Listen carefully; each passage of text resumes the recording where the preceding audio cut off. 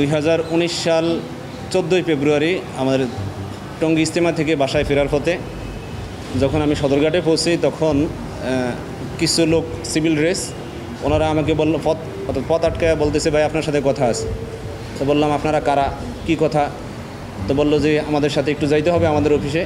বললাম, লঞ্চ তো ছেড়ে দিতেছে, লঞ্চে ওঠেন, কথা বলি। বলতেছে, না, আমাদের সাথে যাইতে হবে, আপনি এখন না, পরবর্তীতে বাড়িতে যাইতে পারবেন।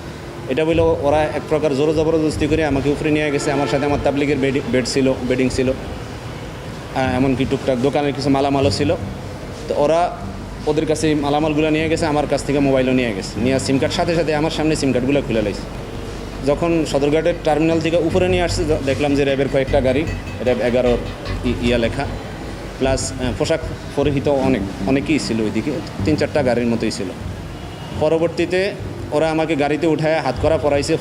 আমার মাথার পাগড়ি খুইলা, আমার মাথার পাগড়ি ছিল, ওই ছবিগুলো আছে আমার কাছে এখনও।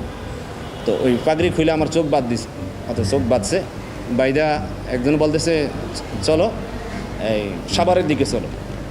তো সাভারের দিকে চলো, কিন্তু বাইরে থেকে যে আওয়াজ, আমি কিছুক্ষণ পরে যে আওয়াজ শুনলাম যে এরা ওই চিটাগাং রোডের আওয়াজ দিতেছে, হয়তো গাড়িওয়ালারা ডাকতেছে।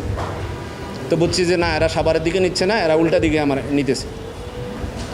তো অনেকক্ষণ দীর্ঘক্ষণ ঘুরায়া ঘাড়ায়া অনেক সময়, ওই আমি বলতে পারবো না যে কয়টা বাজে আনুমানিক, বলতে পারবো না। অর্থাৎ ঈশারও অনেক পরে আমাকে আসরের পরে নিল, ঈশার পরে যাই ওনাদের অফিসে গেলাম। তখন অনেক জিজ্ঞাসাবাদ করছে, বিশেষ করে আমার নাম, ঠিকানা, আমার সাথে কী কী ছিল ওগুলো সব ওনারা একটা নোট করছে। ওই নোটটা পরবর্তীতে আবার আমাদেরকে দিছে, কী কী ছিল আমার কাছে। আমার আত্মীয় স্বজনদেরকে যেই মালামালগুলো বুঝিয়ে দিছে ওইটাও আমার ফাইলের মধ্যে আছে।